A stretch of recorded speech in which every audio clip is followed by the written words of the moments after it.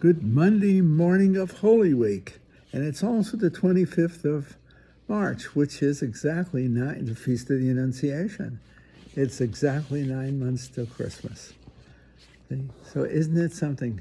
The beginning of Lent is also, the first Monday of Lent is also 9 months before Christmas. And you can't separate the two festa, the two feasts, the two great celebratory feasts, Easter and Christmas. See, I'll just share a thought with you. I think in these terms, I guess. But one of the thoughts that struck me about the readings today, and especially, you got to put together with, it's the beginning of Holy Week, and hence the power of the readings. But I'll read you the Gospels, John. He said, 6 days before Passover, Jesus came to Bethany, where Lazarus was, whom Jesus had raised from the dead. They gave a dinner for him there, and Martha served, while Lazarus was one of those reclining at table with him. Mary took a liter of costly perfumed oil, made from genuine aromatic nard, and anointed the feet of Jesus and dried them with her hair. And the house was filled with the fragrance of the oil. Then Judas the Iscariot, one of his disciples, and the one who would betray him, said, "Why was this oil not sold for 300 days' wages and given to the poor?" He said this not because he cared about the poor, but because he was a thief, and he held a money bag and used to steal the contributions. So Jesus said, "Leave her alone. Let her keep this for the day of my burial. You always have the poor with you, but you do not always have me." That's a powerful text, isn't it?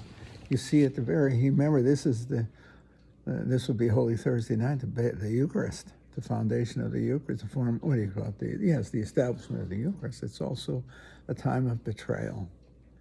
And we know it made me think about betrayal Judas is the symbol of betrayal. What else? He's in the intimate presence of Christ, and yet he betrays Christ. You see? The human heart, it represents in many ways the human heart, capable of fidelity beyond fidelity, martyrdom, capable of betrayal, the same heart. It's interesting. The same love we protest for those whom we love can be the same protestation, can be the betrayal of that very protestation. We can be as unfaithful as we are, committed to fidelity. It's a humbling remark. And I don't mean infidelity, unfaithful in the sense of betrayal, as in Judas, in the sense of Judas. But in another way, for instance, you could say the failure to live faithfully, actively in our love relationship. Whether it's as a priest for the church, you and your spouses and the raising of your children. It isn't that you betray your spouse, that you do not, or I betray the church by sin, but by the infidelity of effort, that we don't look out for each other, that you stop being sensitive and therefore faithful to the love and the needs of your partners in life, whomever providence has given you, your spouse, your children, your relatives, your parents, the community. I'm thinking my own order, you see?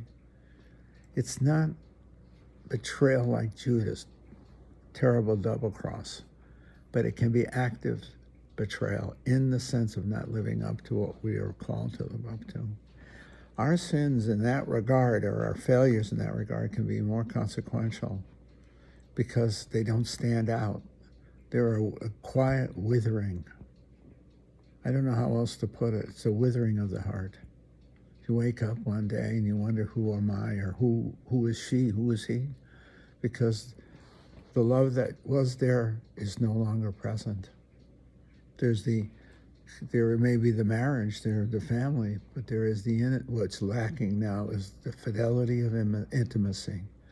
When there is an intimacy of fidelity, an active, revering love for your partner in life, your spouse, your children, your parents. It can be anyone in that intimate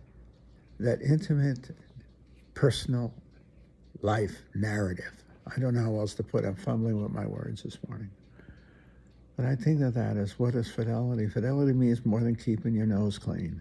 It means to be actively engaged for the good and in the good of those you have been given to love and be loved by, the gift of love. Where I have seen the failures of marriage is when the partners in marriage cease to care about each other, when they lose that active fidelity. They may be passively faithful, they don't get in trouble with anyone else, but they don't give to the other, to their partner in life, their spouse, their husband, their wife, that subtle but powerful intimacy of spirit, where that person is the center, not you, they are. And that's what I've seen in the pastoral life that I've lived. But it's also true of religious life. It could be true of the priesthood. It just becomes a job. Or religious life, it just becomes a routine instead of that drive to be actively faithful. You know, they used to say that in the monastery. I'll share your thought on it, whatever it's worth to you. Pray for perseverance. And I remember that from day one, for that perseverance. And I think the obvious meaning was you persevered in your vocation. You didn't go home, you stayed. And you got ordained and you served the church. Pray for perseverance. That was a very, very powerful prayer. But I think it meant more than simply remaining and being, and in that sense, faithful. What I think it meant was to persevere in the generosity of the heart. You came to serve. Persevere in the spirit of service, not just getting through it, and certainly not looking out what's in it for you, but to have a heart of service. Persevere in your dedication, your commitments, especially in the subtle forms that it takes. And you think of your marriage. It could be, in the religious life, it could be just your commitment to each other in the community, as not taking anyone for granted. But I think of so often, because I see it pastorally, and that is a marriage. And as you take each other for granted. I don't know how else to put it. You lose the courtship. Maybe that's the word I want.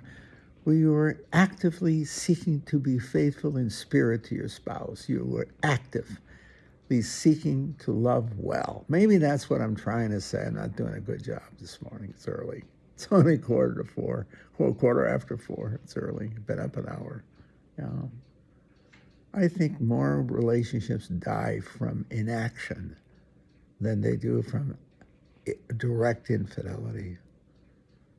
They die almost by, the word boredom comes to me, it's the wrong word, but it's when we seek to be actively engaged in loving our partners in life or our family, but especially our partner, our spouse. You take each other for granted. Or maybe not that crude.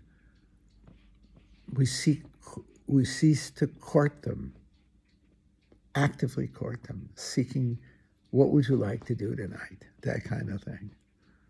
Knowing she or he would like to go to dinner. So I don't know what it is. You know. It could be vastly different.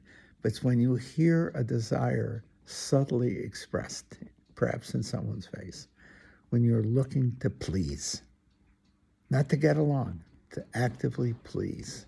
I think that's what fidelity is. It's not keeping your nose clean. It's a commitment to please the beloved, whether you're married 50 years or 5 minutes, to please the beloved, so that when he or she sees you, they see a gift coming towards them and they respond with a gift. That's the truth. That's the truth. Anyway.